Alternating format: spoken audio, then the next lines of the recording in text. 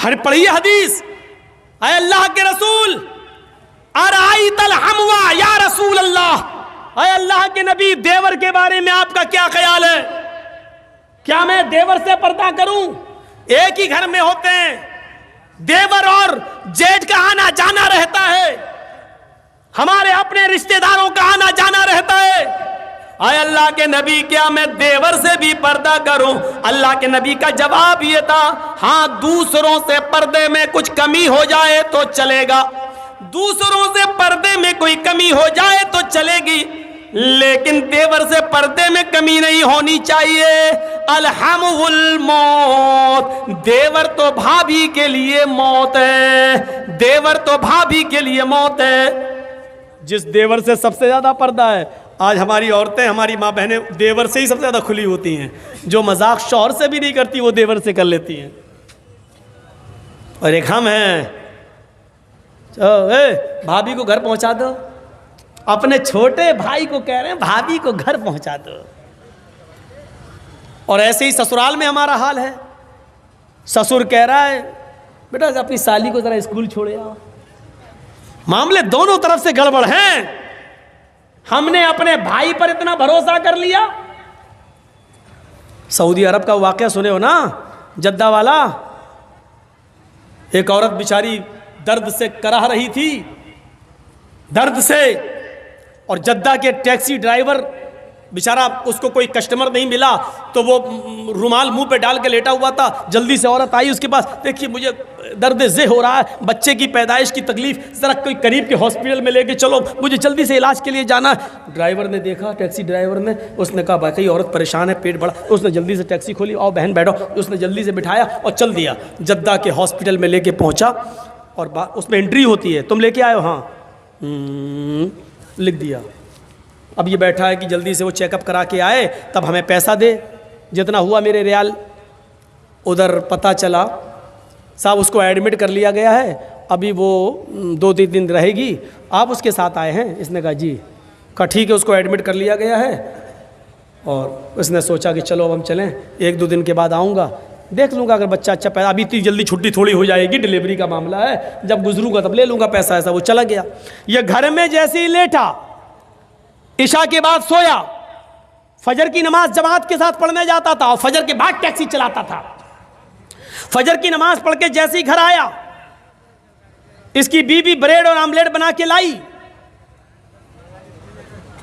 Telephone की घंटी बजने लगी इसके घर पर, क्योंकि जब रजिस्टर पे जब इसने औरत को छोड़ा तो अपने घर का मोबाइल फ़ोन और नंबर सब लिख दिया था। फ़ोन फला बोल रहे हो जी?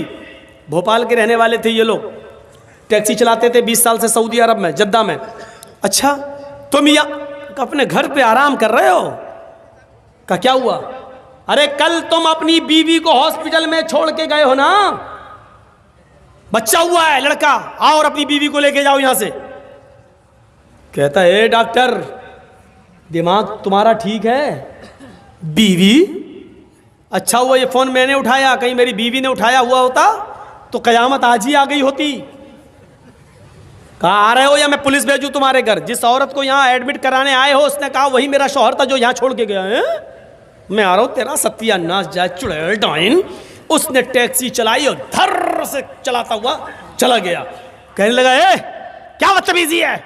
उसने कहा तुम मुझे छोड़ के चले गए, तुम्हें शर्म नहीं आई? मैं कितनी परेशान रही। रोना शुरू कर दिया। औरत के आंसुओं में भी बड़ी ताकत होती है। वो कहने लगा ये क्या बदतमीजी है? डॉक्टर साहब ये मेरी बीवी नहीं है। डॉक्टर साहब नोक झोंक तो सब घरों में हो जाती है, थोड़ी सी लड़ाई हो गई, हमें यहाँ छोड़ के चला गया। नहीं मैं ये बेटा अरे मेरा नहीं है, चलो अपने घर के झगड़े अपने घर में खत्म करो, चलो। उसने कहा ऐसा है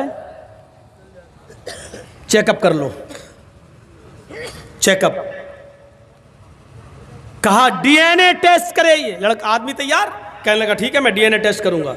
मामला इतना बढ़ गया कि डीएनए टेस्ट की नौबत आ गई। जब इसका ब्लड निकाला जाने लगा और लड़के का ब्लड, तब औरत क्या कहती है, डॉक्टर साहब डीएनए टेस्ट कर लीजिए, लेकिन मशीन कभी कभी गलत रिपोर्ट भी दे देती है। अभी आदमी चिल्लाते हुए कहता चुप, गलत रिपोर्ट दे देती है। अभी पता चलता है 2 घंटे के बाद, 3 घंटे बाद जब रिपोर्ट आएगी, या 2 दिन 3 दिन के बाद, तब पता चलेगा। डॉक्टर साहब इसको यहीं रखिए, 2 दिन के बाद रिपोर्ट आएगी, मैं यहाँ हूँ। 2 दिन के बाद गया, डॉक्टर साहब क्या आया? डॉक्टर साहब ने कहा बिल्कुल गलत, ये तुम्हारा बेटा है ही नहीं, जाओ। वो औरत पैर पे गिर गई। डॉक्टर साहब मैंने कहा था ना कि मशीन की रिपोर्ट कभी कभी गलत आ सकती है।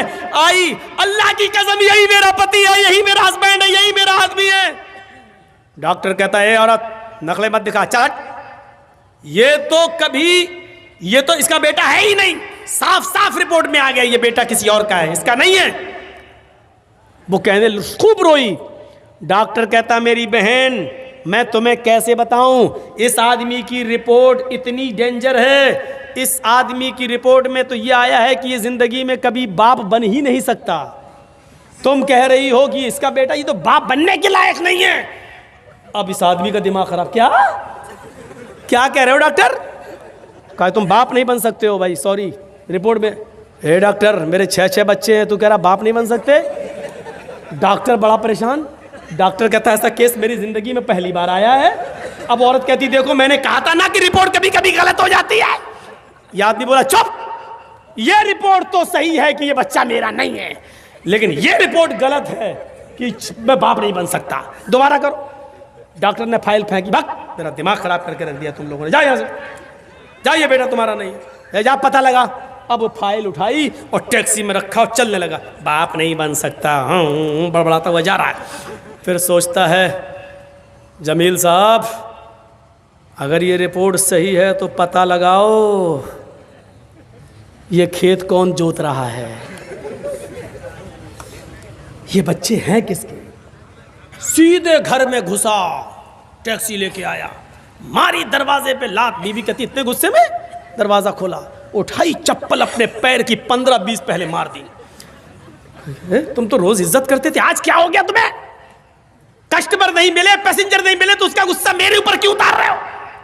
कस्टमर का गुस्सा नहीं उतार रहा हूं, पहले ये बता कि ये 6 बच्चे किसके हैं। औरत कहती है आपको क्या हो गया? पूरी जिंदगी अमानतदारी के साथ में चली आपके साथ और आपने कभी हाथ नहीं उठाया और आज के तो ये बच्चे किसके? फिर बता रही कि नहीं बता रही? तेरा झूठ छुप नहीं सकता, पता चल चुका है मुझे। ये मेरी रिपोर्ट कहती है कि मैं बाप नहीं बन सकता, ये बता कि बच्चे किसके। तो मारो नहीं, मैं बता रही हूं। कहा क्या? का गुस्सा ठंडा करो पहले। अब वो तो हो ही जाएगा, पहले बता। कहा कि आप का भाई भी रहता है ना यहाँ, आप रात में टैक्सी चलाते हैं, दिन में वो रात में चलाता है। मतलब आप जब दिन में टैक्सी चलाते हैं तो वो रात में टैक्सी चलाकर घर में आ जाता है, फिर वो दिन भर घर में रहता है। और जब आप रात में घर पे आते हैं सोने के लिए तो वो रात में टैक्सी चलाने के लिए चला जाता है। आपकी ड्यूटी दिन की है, उसकी रात की है। मेरे शौहर गुस्सा मत होइए, ये बच्चे उसी के हैं, क्योंकि मुझे उम्मीद थी कि तुम बाप नहीं बन पाओगे। कहा कि अभी यहाँ तेरा क्या, यहाँ तो सीधे गर्दन कटेगी तेरी, कत्ल।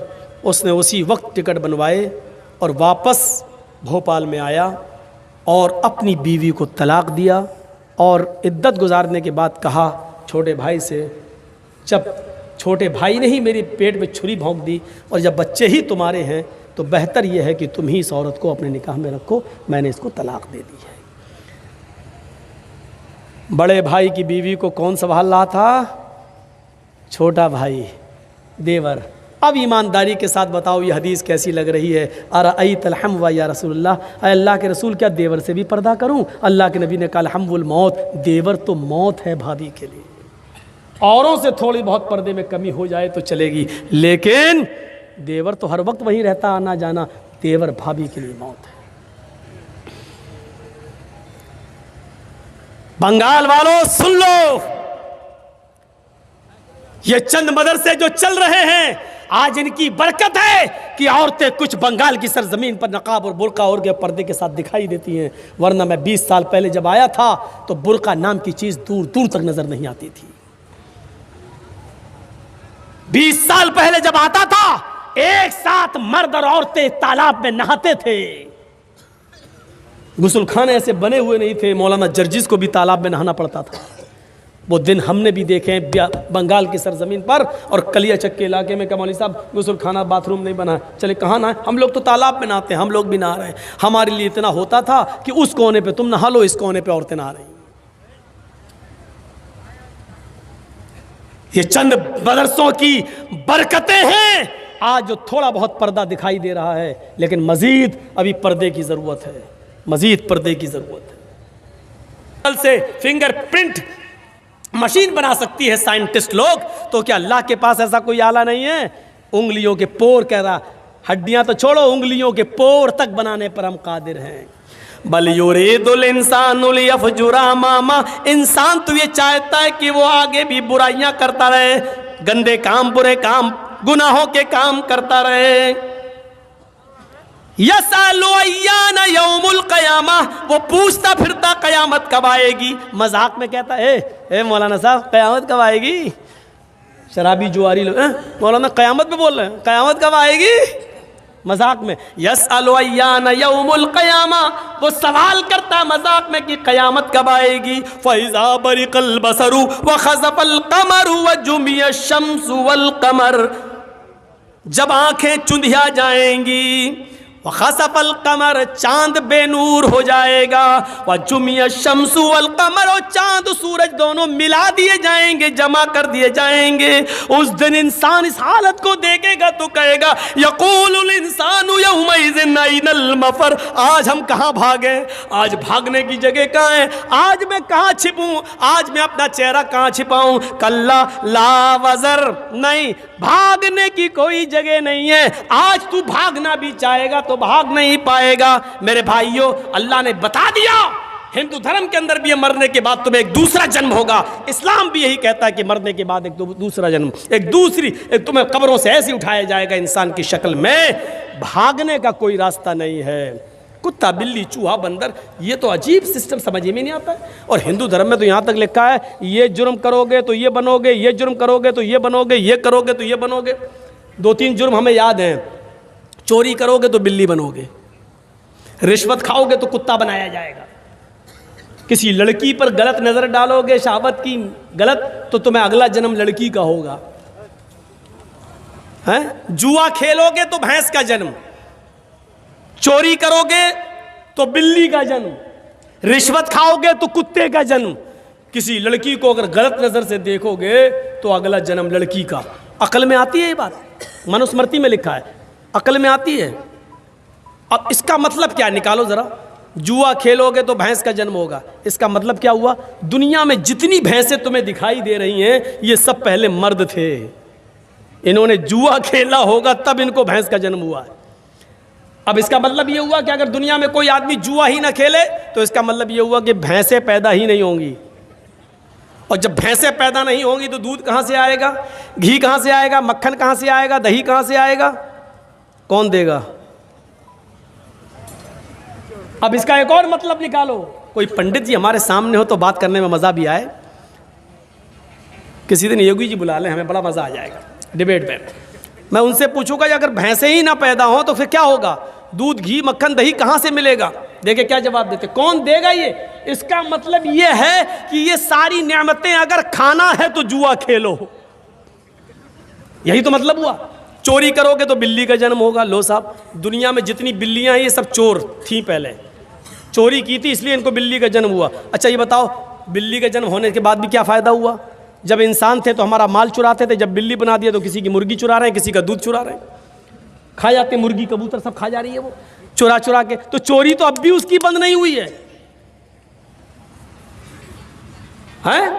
किसी लड़की को देखोगे तो तुम्हारा अगला जन्म लड़की का होगा। दुनिया में जितनी भी औरतें देख रहे हो ना पंडाल में जो आई हैं जलसा सुनने, ये सब पहले मर्द थीं। इन्होंने किसी लड़की पर गलत नजर डाली होगी तब इनको लड़की का जन्म हुआ है। बिलफर्ज मान लो थोड़ी देर के लिए, अगर दुनिया में कोई भी आदमी किसी लड़की पर गलत नजर न डाले और सिर्फ अपनी माँ बहन बेटी की नजर से देखे, तो इसका मतलब ये हुआ कि दुनिया में कोई भी आदमी अगर माँ बहन बेटी गलत नजर न डाले तो लड़की पैदा ही नहीं होगी, लड़की का जन्म ही नहीं होगा। और जब लड़की का जन्म नहीं होगा तो इसका मतलब क्या, वो बच्चे कौन पैदा करेगा? ये नस्ल इंसानी कहाँ से चलेगी? 18 साल पहले मैंने कुछ और कहा था, आज नाम नहीं लूँगा। ये बहुत ख़तरनाक दौर है। यहाँ जो बोलता है वो अंदर जा रहा है। यहाँ डेमोक्रेसी है, यहाँ सेकुलरिज्म ख़त्म हो चुका है, यहाँ कुछ नहीं है। कुछ भी नहीं। अच्छा बोले, अभी तो बाद में साबित होगा कि तुम सही बोले कि गलत, पहले अंदर जाओ, घुसो पहले अंदर। मेरे भाइयों, अफसोस होता है मुझे इस बात पर, चोरी करोगे तो कुत्ते का जन्म होगा। लो साहब, दुनिया में जितने भी कुत्ते होते हैं, देख रहे हो ना, ये सब पहले इंसान थे, इन्होंने चोरी की होगी, तब इन्होंने रिश्वत खाई होगी, तो कुत्ते का जन्म। अच्छा, कुत्ते भी दो किस्म के होते हैं, एक तो यहाँ घूमते हैं जो, और एक होते हैं जिनको खूबसूरत लड़कियां जिनको चूमती हैं, टम्पी पंपी, और एक होते हैं जो बड़े बड़े नेता लोग जिनको मारुति गाड़ियों में लेके एसी एयर कंडीशन में चलते हैं। तो इसका मतलब यह कि रिश्वत का की कैटेगरी अलग होगी। जिन्होंने 100, 200, 500, 1000 रुपए खाए होंगे रिश्वत, इनको ये वाला कुत्ता बना दिया जाता है। थोड़ी सी और बड़ी रिश्वत होगी, 1,00,000 2 लाख की, उनको वो लड़कियां जिनको खाना ना खिलाती हैं अपने घर में, चंपी टम्पी पंपी। और जो मारुतियों में घूम रहे हैं, ये जो कुत्ते हैं, ये बड़े स्टैंडर्ड कुत्ते हैं। ये जरूर पार्लियामेंट के कोई बड़े नेता रहे होंगे, इन्होंने बड़े घोटाले किए होंगे, और बड़े घोटाले करने के बाद, बड़ी रिश्वतें खाने के बाद, इनको इंटरनेशनल मरने के बाद भी कुत्ता बनाया गया। तब भी मारुतियों में, एसी में इसकी आदत छूट नहीं रही है। ये तुम्हारी किताबों के आधार पर मैं बोल रहा हूं। फिर भाइयों, ये समानता पाई जा रही है कि हिंदू धर्म के अंदर भी लिखा है कि मरने के बाद दोबारा जन्म होगा। हमारे यहाँ पर भी लिखा, मरने के बाद अल्लाह दूसरी ज़िंदगी हमें और आपको देगा। इसीलिए कहा गया पुनर्जन्म, पुनः मानी फिर, जन्म मानी पैदाइश, दोबारा पैदाइश। हमारे यहाँ क्या कहा गया? दूसरी जिंदगी हमें और आपको दी जाएगी। आवागमन नहीं है, मरने के बाद कुत्ता, कुत्ते के बाद बिल्ली, बिल्ली के बाद चूहा, 7 जन्म, 7 तरीके के जन्म होंगे। कहते नहीं 7 जन्मों में हम तुम्हारे साथ रहेंगे। ये हिंदू धर्म में 7 जन्म हो सकते हैं, इसलिए हिंदू धर्म में फेरे भी लगाए जाते हैं 7। औरत के जब गठबंधन होता है ना पीछे, तो 7 फेरे क्यों लगाए जाते हैं? एक मर्द इस बात का इकरार करता है कि मैं 7 जन्म में तेरा पति हूं, और औरत इस बात का इकरार करती है कि मैं 7 जन्मों तक तुम्हारी पत्नी रहूंगी। ये होता है इकरार। मेरे भाइयों, अब आप भी उठ के जा चुके हो, तादाद ख़त्म हो गई है, मैंने फिर भी 1:30 बजे तक खींच दिया है। अल्लाह ताला से मैं दुआ करता हूँ कि बार इलाह इस्लाम को तमाम लोगों को समझने की तौफ़ीक़ अता फरमा, हम तमाम मुसलमानों पर चलने की तौफ़ीक़ अता फरमा। मेरे भाइयों, मजहूल शख्स कोई बेनामी है, उन्होंने 20,000 रुपये दिए हैं। अल्लाह रब्बुल आलमीन से दुआ कीजिए, अल्लाह